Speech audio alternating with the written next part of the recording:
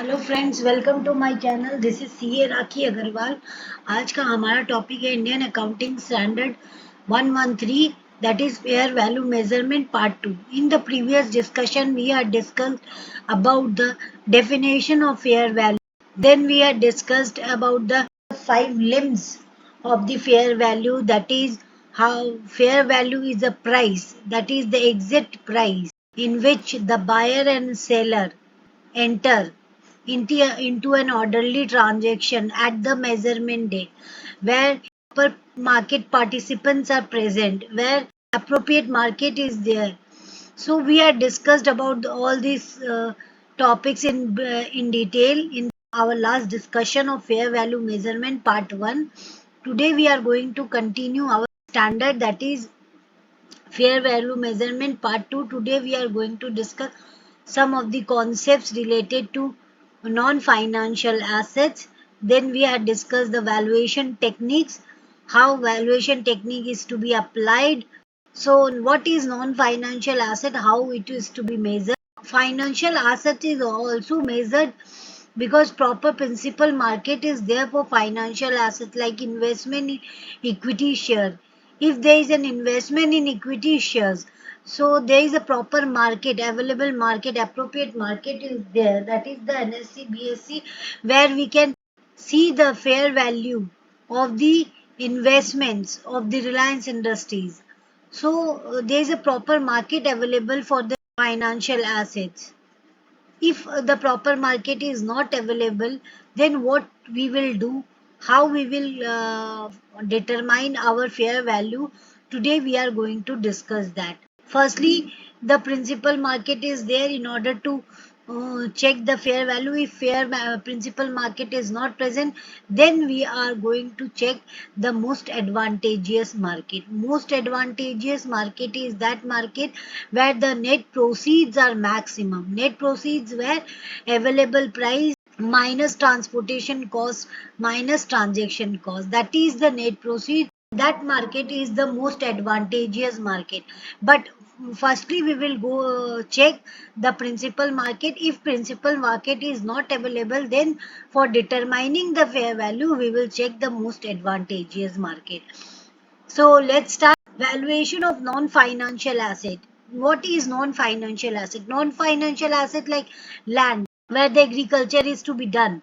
Suppose a land has a multiple use. It is used for the purpose of construction of building, for the residential purpose, for the commercial purpose. It is also used as a parking slot. It is also used as agriculture land. It is also used as for making a theme park, for making a shopping malls, for making a multiplex. So there are various usage of land. We have to collect from that usage the best and the highest use of the to determine the fair value of that land. Suppose I have a piece of land, but that land is in a remote area. So what was the usage of that land, whether it is used for, whether it is legally permissible to build a school or build a hospital or multiplex on that area, because the area is remote, the sale is nothing. So whether it is legally permissible, physically possible, or financially feasible, so we have to, firstly the concept is multiple usage are there. Then it is narrow downing by giving certain conditions on restriction on that usage, that is whether it is physically possible to build build a theme park over there. So it is physically possible or legally permissible or financially feasible, because I have a plot of land but I don't have money to invest to make a theme park, so it is not financially feasible. I have a, the government has doesn't given me the permission to build a theme park on that land. The square feet, the area is such square feet area is not so permissible that we built a theme park on that. So it is not legally permissible, physically it is not possible. So first we will check that it is not possible to determine the fair value by inserting this condition. Then what was the current usage of that land, the fair value of that usage is to be considered for valuation of non-financial asset. So highest and best use concept is that it is the valuation concept used to value many non-financial assets. For example, very many non-financial assets, for example, real estate.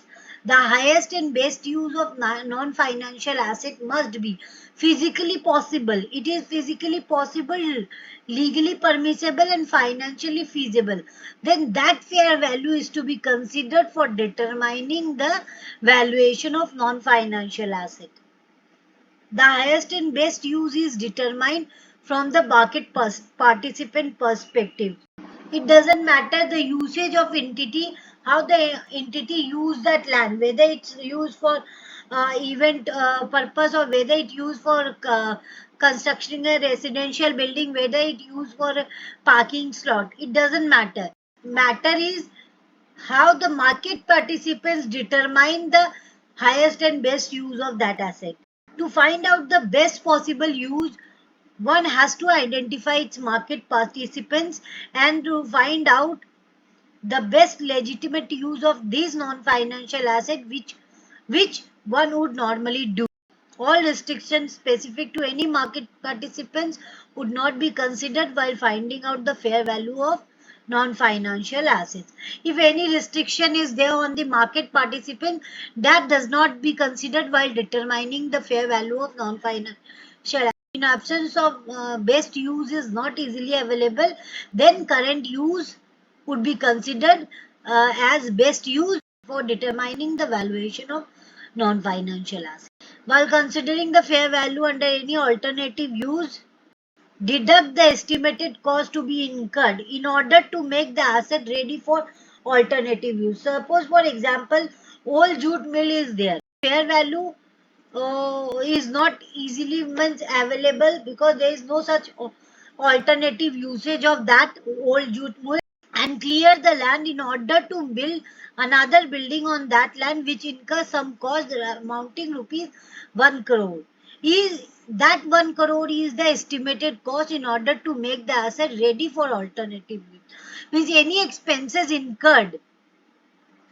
Suppose jute mill is there and that old jute mill has a old machineries, old equipments, and somebody wants to purchase that old mill but alternative price is not available for that old jute mill. So firstly they have to clear all the ruins, that is खंडर हो गया वो, तो उसको हटाने के लिए जो भी खर्चा लगा, the cost incurred to remove that old machineries and equipments and old buildings, that incur some cost that is amounting to rupees 1 crore. That cost is the estimated cost in order to make the asset ready for alternative use. So while considering fair value under any alternative use, deduct the estimated cost to be incurred in order to make the asset ready for alternative use. So if you get 100 crores, so deduct 1 crore from that in order to make that asset ready for you. The above concept, whatever we had discussed, is to be explained with the help of examples. Suppose, for example, land is a non-financial asset. The usage are multiples in case of non-financial asset. In case of non-financial asset, that is land, maximum usage are there. They can be used by constructing multiplex, commercial building, residential complex, restaurant, hotel, parking space, shopping malls, agricultural land, construction of theme park, amusement park, etc. Various usage of are there for non-financial asset. In that land you can do anything, but in financial asset the usage are minimum. Like you will do only the investment if you had invested in Reliance Industries, then that is the financial asset. You will get the interest or dividend or growth, certain capital appreciation in that at the time of sale. So the usage are minimum, but in case of non-financial usage are multi. If suppose the land is there, there multiple usage are there, but the fair value of that usage are not similar. Like if you use that land for agriculture purpose and the fair value of that land is not same as that of the fair value which is used for commercial purpose. So the difference is there. So you will take the maximum usage by putting condition on that. For each of the uses above, the fair value is different. So which value is taken for valuation of land? Index 113 is introduced to give us the realistic valuation or presentation of land. It tells us that you are going to determine only one usage, that is highest and best use of non-financial asset. Therefore, Index 113 says three conditions for determining the fair value of land. It says it should be legally permissible, it should be financially feasible, and it should be physically possible. Legally permissible means government has given the permission to construct a theme park on that. It will be legally permissible that the 100 square feet area allows us to construct a theme park on that. Financially feasible means you have that much of finance that you can construct a theme park. Physically possible means the location, the area allows you to construct a theme park on that. So in absence of any information, if information is not available, it can be assumed that the current usage of land by the entity is deemed to be the highest and best use of non-financial asset. If information is available, then it's okay. If information is not available, then what was the current use of that land is to be considered for determining the highest and best use of non-financial. Discuss some of the examples related to fair value. Question 1. P Limited operates in an agricultural sector, and apart from farming activities, it has a division retailing agriculture vehicles. It is currently evaluating a proposal involving sale of retail division, that is the agriculture vehicles, and accordingly wish to fair value the inventories of the vehicle for the purpose of sale. Three markets currently exist for the agriculture vehicle within which P Limited has transacted regularly. P Limited wishes to determine the fair value of 250 identical new vehicles as on 31st March 19. The volume and the price across the three markets are as under. Three markets are available in which the P Limited generally transact. That is, the Uttar Pradesh market is there, Punjab market is there, and Odisha market is. In Uttar Pradesh market, the sale price per vehicle is 4 lakh. Historical volume means vehicles sold by P Limited in past. In Uttar Pradesh is 10,000. The total volume of vehicles sold in Uttar Pradesh market is 1,75,000. Transaction cost per vehicle is 5,000. Transportation cost to the market per vehicle is 4,000. Now Punjab market is 3 lakh. Sale price per vehicle is 3,80,000. Historical volume vehicles sold by P Limited is 1,750. Total volume of vehicles sold in the market is 9,35,000. Transaction cost per vehicle in Punjab market is 4,000. Transportation cost to the market per vehicle is 7,000 in Punjab market. Now in Odisha market, sale price per vehicle is 3,40,000. Historical volume vehicles sold by P Limited in Odisha is 1,895. Total volume of vehicles sold in the Odisha market is 1,45,000.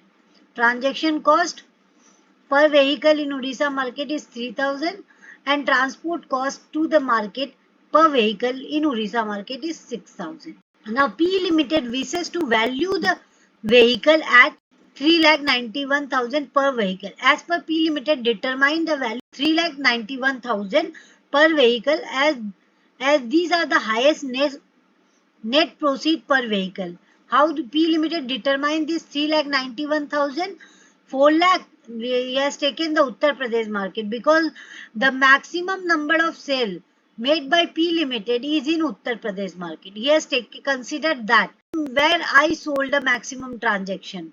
So he has considered the Uttar Pradesh market and determined the value 3,91,000, that is 4 lakh minus 5,000 transaction cost and minus 4,000, that is transportation cost, and he had determined. And Uttar Pradesh is the largest market for P Limited vehicles. So P Limited considered that for determining the fair value of 250 identical new vehicles. P Limited seek your advice as to whether this valuation would be acceptable under Ind AS 113 fair value measurement. P Limited has management has decided this, but they want the second opinion from us whether as per the Ind AS whether this valuation is correct or not. Following the Ind AS, we will firstly determine the fair value of each of the market.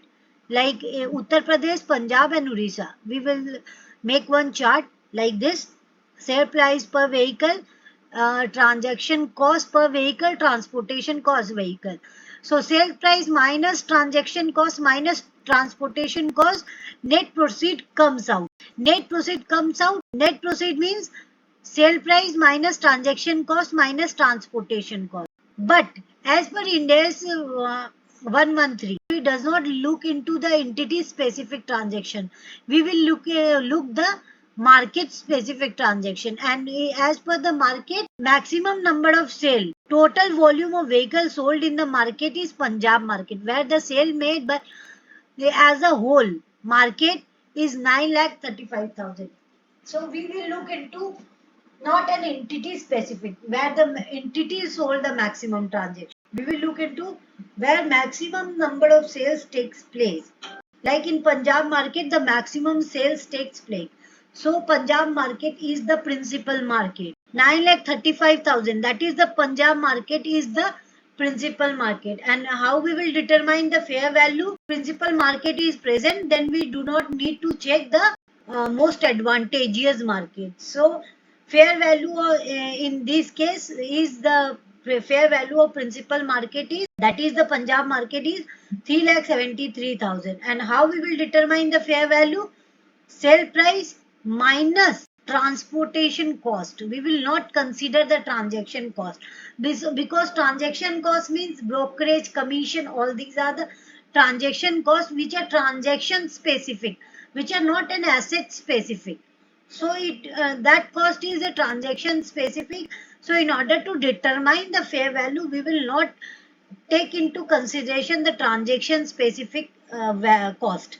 We will only take into consideration the asset specific cost. In order to determine the value of Punjab where the maximum transaction takes place, the fair value is 3,73,000. That is 3,80,000 is the sale price per vehicle minus the transportation cost, that is 7,000. So the fair value is 3,73,000. Though maximum sale made by the P Limited has done the maximum sale in Uttar Pradesh, but we have to check the maximum number of sale as per the market participants, where the market participants will sell the maximum number of transaction takes place. It's not an entity specific sale. So maximum number of transaction takes place in the Orissa market, where the number of transaction is 9,35,000. So P Limited valuation is not correct.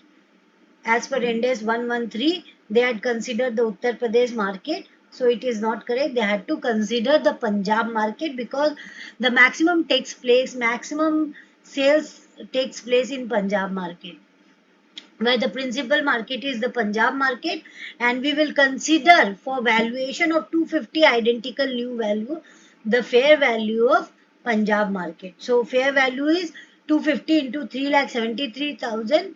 So it becomes 9.325 crores. Now we will discuss another example, the same example, that is question 2. An asset is sold in two different active market. Suppose an asset is sold in two different active market at different prices. An entity enter into a transaction in both the market and can access the price in those market for the asset at the measurement date. In market A, the price that would be received is 26. Transaction cost in that market is rupees 3 and the cost to transport the asset to that market is rupees 2. In market B, the price that would be received is 25. the transaction cost in that market is rupees 1 and the cost to transport the asset to the market are rupees 2. Required to calculate the fair value of the asset if the market A is the principal market. If market A is the principal market, as it is quoted in the question that market A is the principal market. So what was the fair value? Another question is the fair value of the asset if none of the market is the principal market. Means in A and B, which market is the principal market? It is not mentioned. If the principal market is not present, then we have to look into the most advantageous market. And how to calculate the most advantageous market? We will find out the net proceeds, where in which market the net proceeds are maximum, that market is the most advantageous market. So we have to calculate the net proceed. A and B are two market are there. Sale price in both the market is 26 and 25. Transaction cost is given, transportation cost is given. We have to determine the net proceed. So in market A, the net proceed is 21, that is 26 minus 3 minus 2, that is 21. In market B, the net proceed is 22, that is 25 minus 1 minus 2, that is 22. So that is the net proceed. How we will determine the fair value? Sale price minus transportation cost. Sale price is 26 minus transportation cost is 2. So 24. And in market B, sale price is 25 and transportation cost is 2. That is 23. Now we will check if none of the market is the principal market in second scenario, then we will take into consideration that market where the net proceeds are maximum. In both the cases, net proceeds are maximum in market B, that is 22. And then the fair value we will consider for market B only, that is the 23. Fair value. So in second case, where the fair value of the asset, if none of the market is the principal market, we look into the most advantageous market where the net proceeds are maximum. In this case, market B, where the net proceeds is 22 and fair value is 23. Now question number 3. We will discuss the question number 3, Rohini Limited. Rohini Limited, a listed company, own an asset that is traded in different markets, which has to be valued at fair value under Ind AS. Rohini Limited currently only buys and sells the asset in the Maharashtra market. The information related to the asset is as a year to 31st March 2022. That is Kerala market is there, Rajasthan market is there, Maharashtra market is there. Volume of market is that is unit sold in that market is in Kerala market 40 lakhs, in Rajasthan market 20 lakhs, in Maharashtra market 10 lakhs. Price is 1330 in Kerala market, 1120 in Rajasthan market and 1540 in Maharashtra market. Cost of entering the market is in Kerala market 140, in Rajasthan market 140, in Maharashtra market 210. Transaction cost in Kerala market 70, in Rajasthan market 140, in Maharashtra market 140. You are required to calculate the fair value of the asset if the Kerala market is the principal market, and you are required to calculate if none of the market is the principal. So solution is market, that is the Kerala market is there, Rajasthan market is there, Maharashtra market is there, sale price is there, transaction cost is there, transport cost is there, and net proceeds are there, fair value. If the Kerala market is the principal market as mentioned in the question, then what was the fair value? Then fair value, how we will determine? Sales price minus transport cost, that is 1330 minus 140. So it becomes 1190. In this case, the Kerala market is the principal market where maximum number of transaction takes place and fair value is 1190. How maximum number of transaction takes place? Because volume of the market is that is 40 lakhs unit, and in Rajasthan market there is 20 lakh units, in Maharashtra market there is 10 lakh units. So maximum sales takes place in Kerala market. So Kerala market is the principal market. Now in the second scenario, if none of the market is the principal market, then we have to look into the most advantageous market. How we will determine the most advantageous market? By by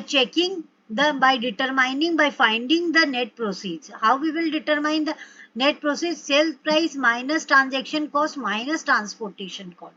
So we have to determine the Kerala market, Rajasthan market and Maharashtra market. Sale price minus transaction cost minus transportation cost. So in Kerala market, the net proceed is 1,120.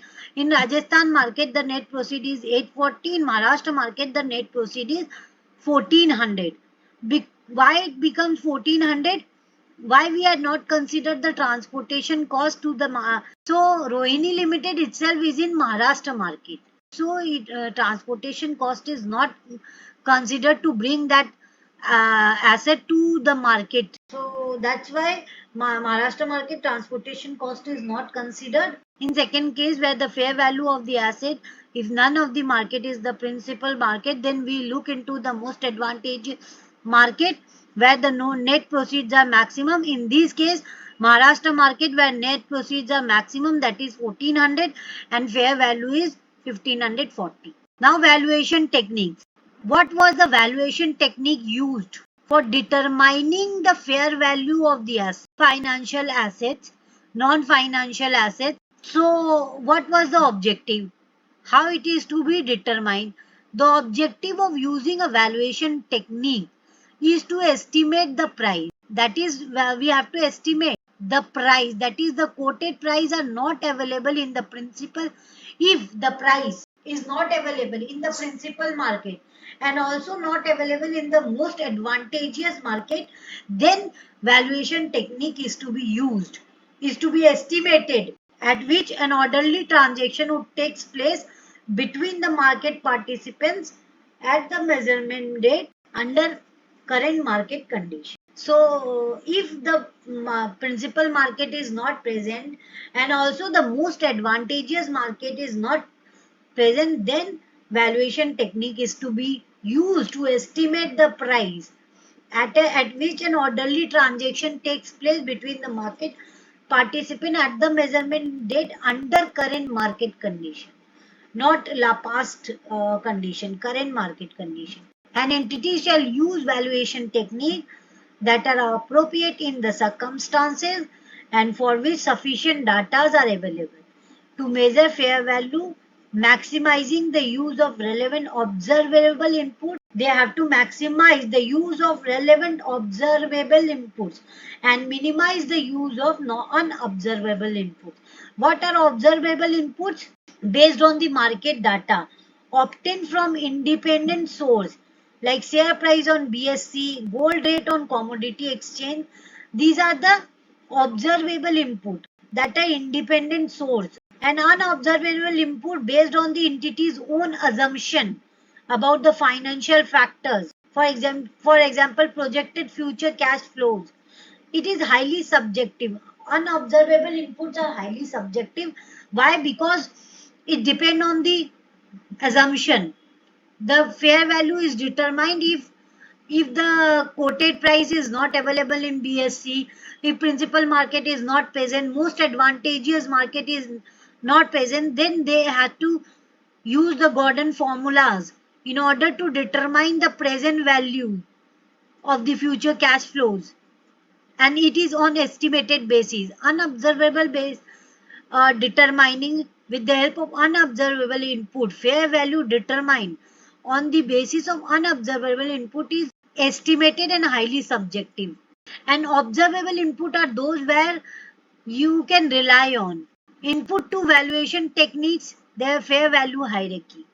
There are some levels are there in order to the fair value. Firstly, level 1 inputs where the quoted price, that is the quoted price is available in the active market for identical. If you are not finding the principal market for that asset and if you are not finding the most advantageous market, then you will take the quoted price of that similar item. Suppose there is a commodity market for 22 carat gold and there is a commodity market for 24 carat gold, but you have to check the value of 23 carat gold.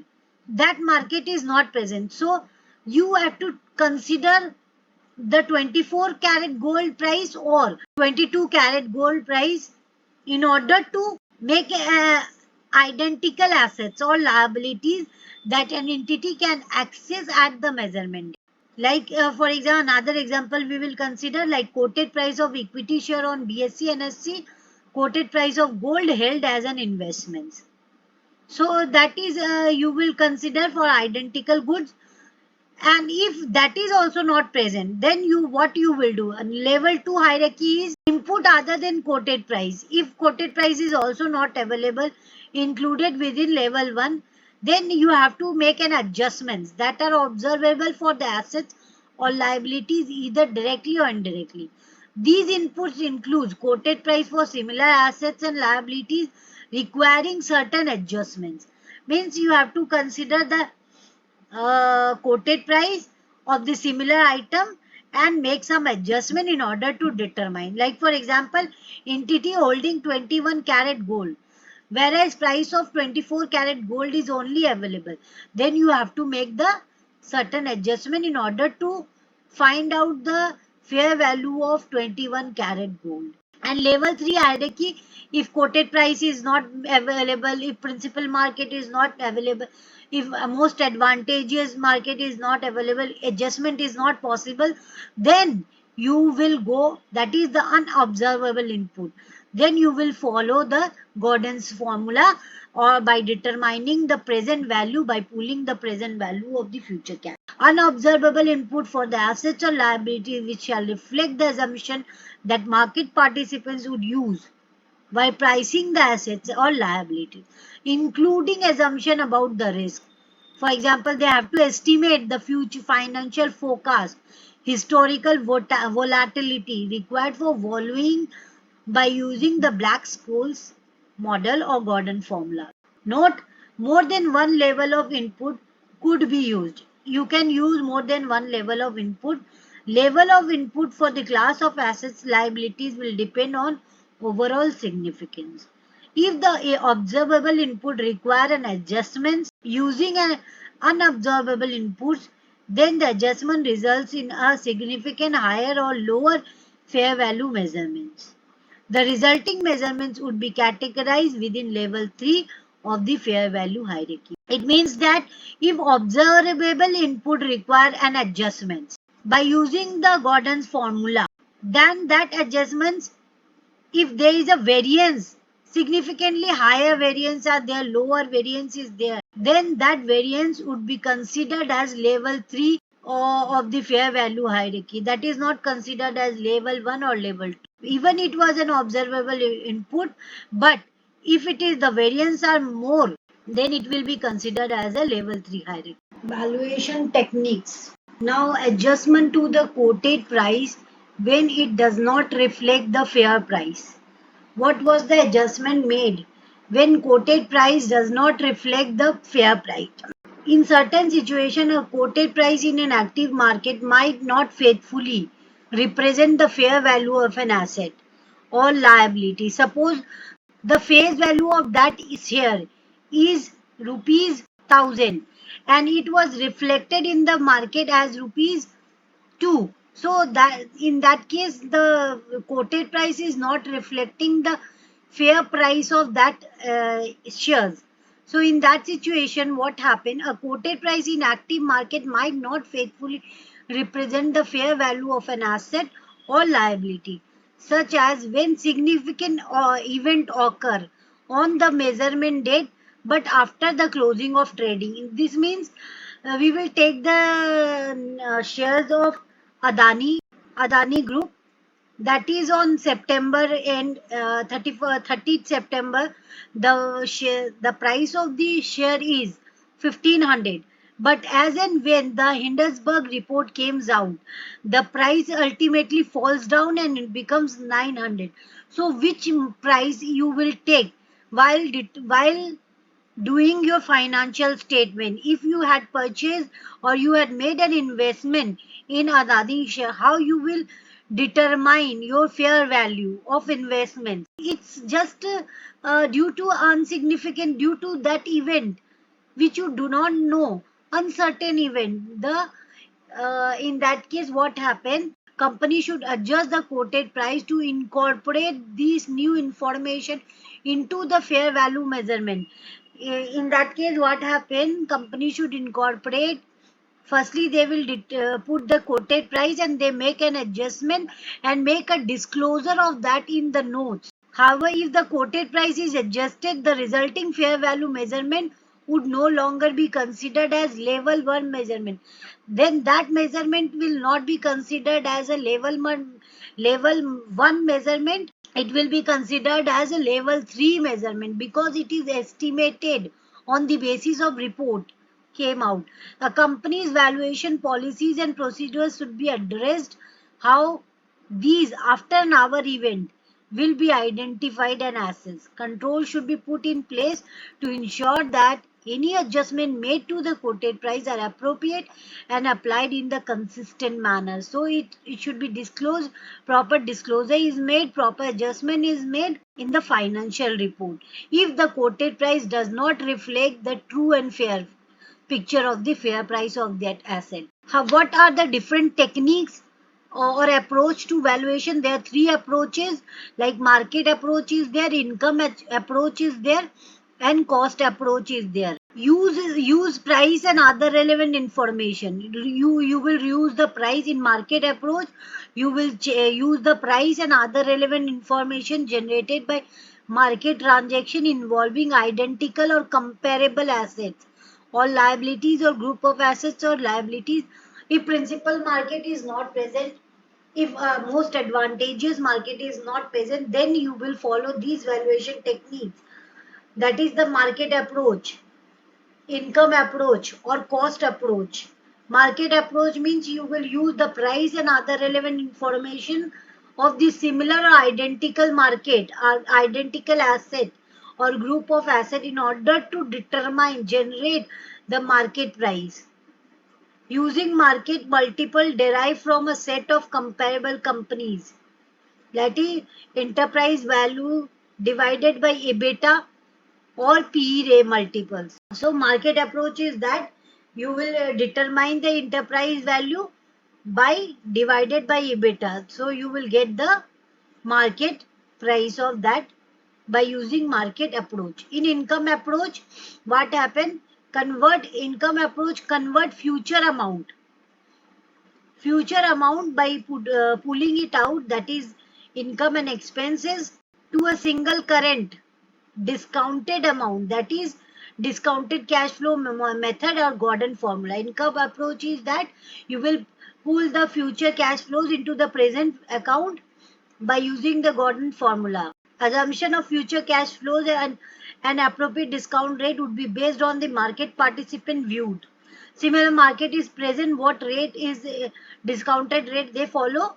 You will take into consideration that related risk and uncertainty to be considered would be taken in cash flows or discounted rate. And cost approach or asset approach means these method describes how much cost is required to replace the existing asset or liability in order to make it a working condition, means decommissioning cost. How much cost it will incur to make that liability, that to make that asset in a usable condition. All related cost will be its fair value. It's actually considered replacement cost of the assets or liability for which it needs to be find the fair value by using now. For valuing a business or divided by shares, it may be a now, means total value of the business divided by total share, it becomes now per share, net asset value per share. Valuation approach should be consistently followed. If you follow market approach, then you will follow the consistently market approach.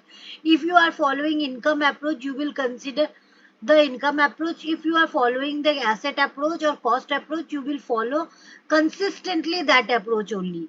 If you are making changes in the valuation approach, it should be treated as change in accounting estimate and not a change in accounting policies as per Ind AS 8. That is, you have to disclose the reason for such changes, why you had made the changes in valuation approach. Now, this concept is explained with the help of example. Suppose, firstly, we will take the formula valuation method, enterprises value. How we will find out the enterprises value? That is known as firm value. Value of debt plus value of equity is the enterprise value or value of the firm. In absence of any information, if information is not available, value of company given in the question can be considered. If value of debt is given, value of equity is given, so by adding this you will get the enterprise value or firm value. In absence of information, the value of the company, if any value of the company is given in the question, you will consider that as an enterprise value. In order to find the value of equity, how you will find the value of equity? Enterprise value minus the value of debt becomes the value of equity. We deduct the value of debt from the value of firm. Value of debt is usually interpreted as net debt.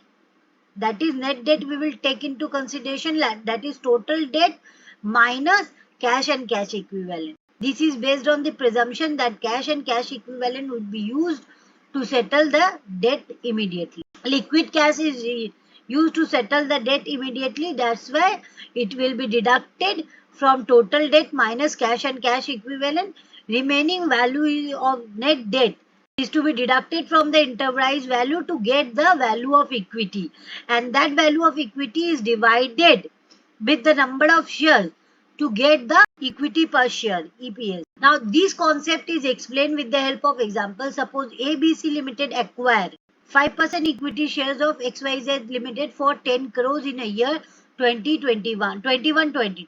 The company is in process of preparing the financial statement for the year 22-23 and is assessing the fair value at subsequent measurements of the investments made in XYZ Limited. Based on the observable input, there some observable inputs are there that we will easily consider for determining the fair value of the equity shares of XYZ Limited. Based on the observable input, ABC Limited identified a similar nature of transaction in PQR Limited, acquired 20% equity share in XYZ Limited. PQR also acquired 20% equity shares in XYZ for rupees 60 crores. But ABC invested 5% equity shares of XYZ Limited and PQR purchased 20% of equity shares of XYZ Limited. So they are not comparable. So in order to make them comparable, what we will do? The price of such transaction was determined on the basis of comparable company method equals to enterprise value divided by EBITDA, which was 8. So comparable method we will firstly determine the enterprise value. Now for the current year, the EBITDA of XYZ Limited, current year EBITDA of XYZ Limited is 40 crores. It was given in the question. At the time of acquisition, the valuation was determined after considering 5% of the liquidity discount and 5% of non-controlling stake discount. If XYZ Limited determined the fair value of ABC Limited investment in XYZ Limited, they will consider the liquidity discount and non-controlling stake discount. Solution will be, in the given question, valuation of 5% equity share in XYZ Limited held by ABC Limited is done based on the comparable company approach. What was the comparable company? The comparable transaction being PQR Limited acquired 20% equity share in XYZ Limited for rupees 60 crore. Now looking at the comparable transaction of PQR Limited in XYZ Limited, enterprise value divided by EBITDA of XYZ Limited minus PQR transaction equals to 8. Now the enterprise value divided by 40 because it was given in the question into equals to 8. Now enterprise's value of XYZ Limited is for PQR Limited. 8 into 40, that is for PQR Limited. And value of investment made by ABC in XYZ Limited is 5%. So 320 crores is the enterprise value on which the 5% invested by ABC in XYZ Limited, that is 16 crores. Now liquidity discount is 16 crore, 5%, 0.80. Non-controlling discount is 5%, that is 0.80. So fair value of investment in XYZ Limited becomes 16 crore minus 0.80 crore, minus 0.80 crore, it becomes 14.40 crores. So liquidity discount and non-controlling discount of ABC Limited is considered while determining the investment value of ABC in XYZ Limited. Now question number 4. UK Limited is in process of acquisition of shares of PT Limited as a part of business reorganization plan. The projected free cash flows of PT Limited for the next 5 years are as follows. Means the UK Limited, during the process of acquisition, they acquire PT Limited. They are in the process of acquisition of acquiring PT Limited as a business reorganization plan. And the projected cash flow of PT Limited for the next 5 years is this. These are the projected cash flows, not the actual. And the terminal value is also given. The weighted average cost of the capital of PT Limited is 11%. The total debt as on the measurement date is 1,465 crores, and the surplus cash and cash equivalent is 106.14 crores. The total number of shares of PT Limited as on the measurement date is 8 crores 52,84,223 shares. Determine the value per share of PT Limited as per the income approach. So we have to follow the Gordon formula by pulling the cash flows, by determining the present cash flows of these projected cash flows. The discounting factor will be 11%, that is weighted average cost of capital. Since the weighted cost of capital includes cost of debt as well as cost of equity, in absence of any information, the cash flows as well as the terminal values are to be assumed to be the enterprises, that is debt as well as equity. So the cash flows is also given, and in the fifth year the cash flow is 278.8 and terminal value is 3.965 crores and discounted at the rate 11%, that is we had no discounting factor. 1 divided by 1.11, so by pulling out by discounting factor, then 187.1 crore into 0.9009, it becomes the present value of cash flow, that is 168.56 crore. In the same way we will discount the factor all the cash flows, and the total enterprises value of the present value of cash flow become 3.105.77 crore.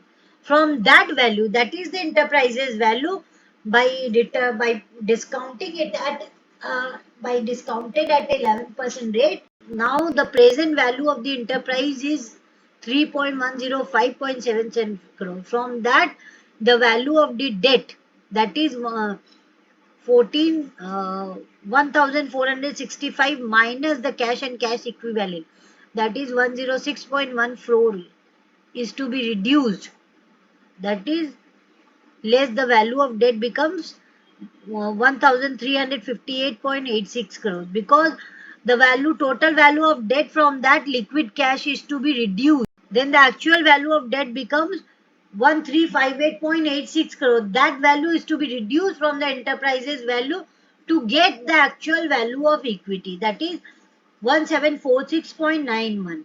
From that value, you will divide that value with the number of equity shares, that is 8.53 crore, to get the value per equity share, that is 204.83.